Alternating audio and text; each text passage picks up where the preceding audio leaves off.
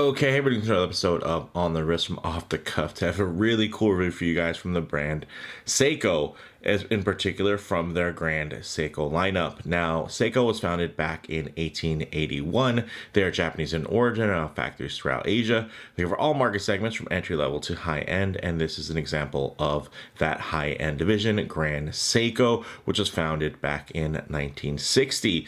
Now, in terms of the type of watch, I consider this an everyday dress watch. Some key common characteristics in design, which you're looking for something that you can wear every day that dresses up quite nicely. Of course, you're going to want that clean, classic, minimalist design, and of course something that's sensibly sized. This also does have a GMT complication as well, which makes this great for travel or just tracking multiple time zones. This is the Grand Seiko SBGM235, and it's a 2018 1,000 piece limited edition, part of their Elegance collection, and it's a classically styled GMT celebrating the 20th anniversary of the 9S mechanical movement, highlighted by its highly detailed and intricate textured dial. You guys are going to see this spiral pattern with the Grand Seiko logo as well as the Dani Seikosha marking alternated throughout that pattern. You can actually get this piece for $7,750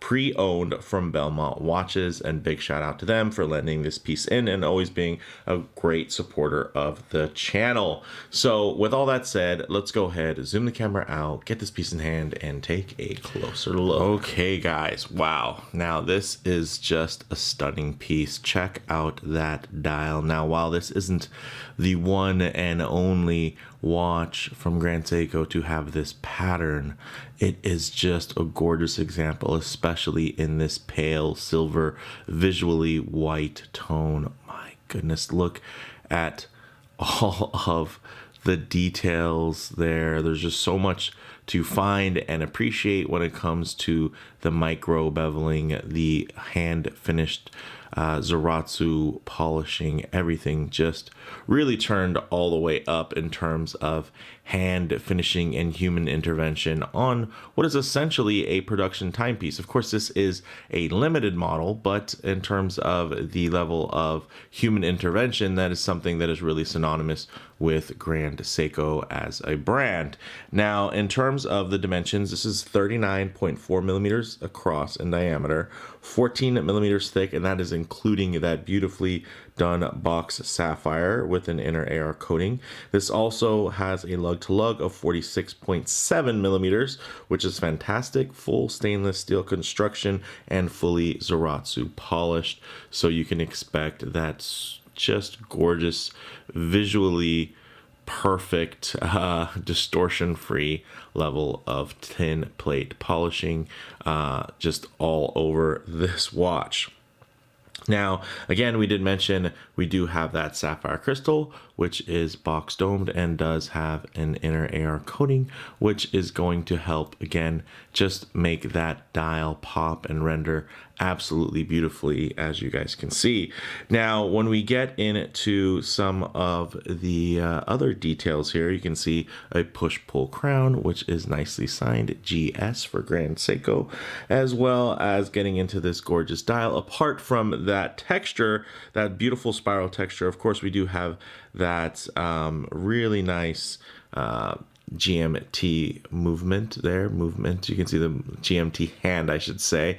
And then on the back, we can enjoy this movement. So let's talk a little bit about that nicely adorned movement. This is the automatic Grand Seiko Caliber 9S66, which is a flyer or true GMT or a traveler's GMT, which means that it has an independently adjustable jumping local hour hand. Also has a 72-hour or 3-day power reserve, and it beats at 4 hertz in terms of its beat rate. So it's going to have that 800 vibration per hour sweep there, nice and smooth.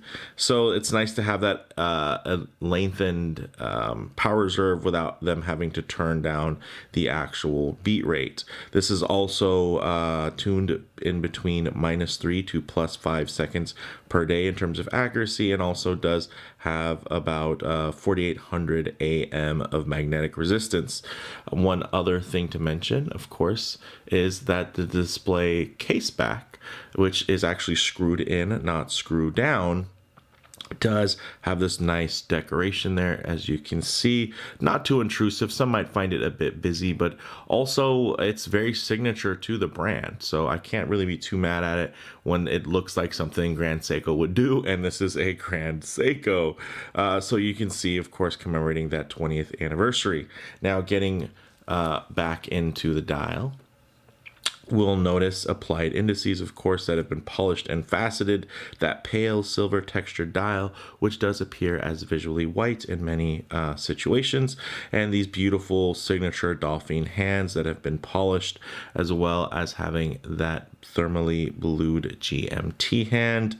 And then, of course, there's a matching blue 24-hour scale there, just inside of those normal 12-hour markers there. So very, very handsome, very cool.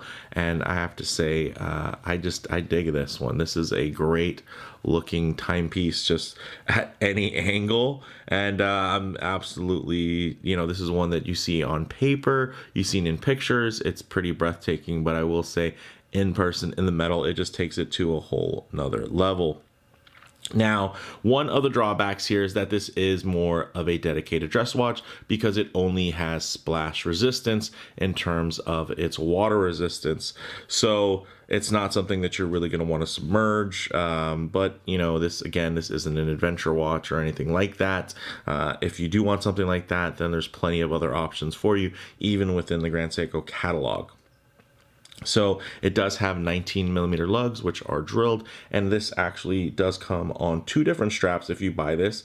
You can see it here on the blue strap, but it also has a white leather strap that also matches, and you can swap in that deployant buckle. One quick thing I can show you guys about the deployant buckle is that it is pretty advanced, guys. So check this out. What I'll do is I'll go ahead and use this piece here. As you can see, we're just going to thread that through. We're going to put that through here. And essentially, when you put this on, snap it and pop. Very, very nice. Beautifully signed deployant buckle there from Grand Seiko. Really nice hand finishing again, and beautiful finish work. You can see even here the satin finish on this metal keeper they still managed to even work in a bit of high polished bevels, which contrast really nicely. So very, very handsome. So with that said, let's actually get this piece on the wrist and see how it wears. Okay guys, as you can see on my 7.5-inch wrist, this thing is gorgeous. Of course, if I do get my wrist a bit too close to the camera lens, you're going to have some perspective distortion, which is going to make it appear much larger than it actually is on my wrist. And although my wrist is on the larger side at 7.5 inches, you can see that it's also quite round. So it's not like I have this, big flat wide wrist in terms of accommodating any lug to lug length. But what I like to do is just tighten up the shot here so you guys can get a little bit more of a detailed look while still maintaining a truer aspect ratio of how this may sit on your own wrist. And you guys can see, I know some of you are probably thinking that 14mm thickness, of course that is including that box dome sapphire, which does sit proud of the case. Might have been thinking it might be a bit overwhelming, but you guys, I have to tell you, this thing wears just wonderfully. It's always nice if things are thinner, but it's not something where it feels bulbous, where I'm wishing it was thinner at all, really. I mean, look at that. You can't really complain, especially when you have all of those Seiko tricks helping you really minimize the visual weight on the wrist, as well as of course it does have plenty of visual punch because of that dial layout, because of those flawless finishes. But I will say, again, it sits on the wrist really well. Of course, maybe a little bit large if this was to be just a dedicated dress watch. But I think with the GMT edition there, it does add, I think a nice bit of extra functionality and make this feel a little bit more suitable for your everyday. The crocodile strap is quite nice, but I am on the last hole on my 7.5-inch wrist. So if you have a larger than 7.5-inch wrist, this might not be the strap for you. The good news is, even though these are 19mm lugs, in this day and age in 2023, I will say that, you know, it's more and more common to find some of those odd sizes and widths for different types of lugs. So I think that is always going to be quite nice, but man, that thing is good looking. With that said, although there is no loom here, what I'll do is get this off the wrist, set up for some loom shots, low light transition, and closing thoughts. Okay guys, so no loom, hence no loom shot, but one thing I always like to work in is a bit of a low light transition, because you're not always going to be out in the middle of a field enjoying direct sunlight. A lot of times you're going to find yourself coming in and out of buildings, walking underneath overhangs, or just hanging out underneath the shade of a tree. So it is nice to see what these colors, textures, and finishes render like in less than optimal lighting, to maybe even include a bit of harsh lighting, which typically could expose any types of production defects. But all you're going to see here is probably just a little bit of smudging from my fingerprints. But other than that, my goodness, this is a stunner. And you're also going to notice a lot more of those silvery tones picking up. Of course, it is a very pale silver, very much you know, renders as visually white, but you're going to get that extra depth. So it's not just a flat white, it's also not some pearlescent or metallic-y white. It is just a very pure, very, very handsome pale silver, which I like. I really like that it, although it is very detailed and does have all of that outstanding texture, that plays really well off of course, those crocodile leather straps there. One of the nice things is that it doesn't feel overly busy. Everything flows really, really nicely, especially for something that you might want to consider, let's say, for a dressier occasion. So I just dig that. Now, guys, closing thoughts on the wrist. This wears really great. Again, maybe just a touch large for a dedicated dress watch, but actually quite compact for a traveler's GMT. So I think it is pretty well balanced overall, especially thanks to just that smaller size at 39.4mm in diameter. In terms of model variants, there are definitely other variations of this case and complication within that family, but there's no real direct alternative variation. So I can't say, okay, you could also get this in a pink dial, or you could also, I'm not saying that you won't eventually be able to, but at the time of filming this, not that I know of, or a blue dial or green dial with this particular pattern. So that's something to keep in mind. This is definitely something that just kind of stands alone. Yes, there are other variations where you're going to be able to have this movement and this case, but when it comes to that dial pattern, it is definitely a real standout. In terms of comparable models, I'd say Grand Seiko really owns the dressy GMT space. So most other comparables would be more on the sporty side when you would be comparing different GMT watches. So for me, guys, bottom line, this has to be one of the most luxurious, kind of high-end feeling Grand Seikos out there.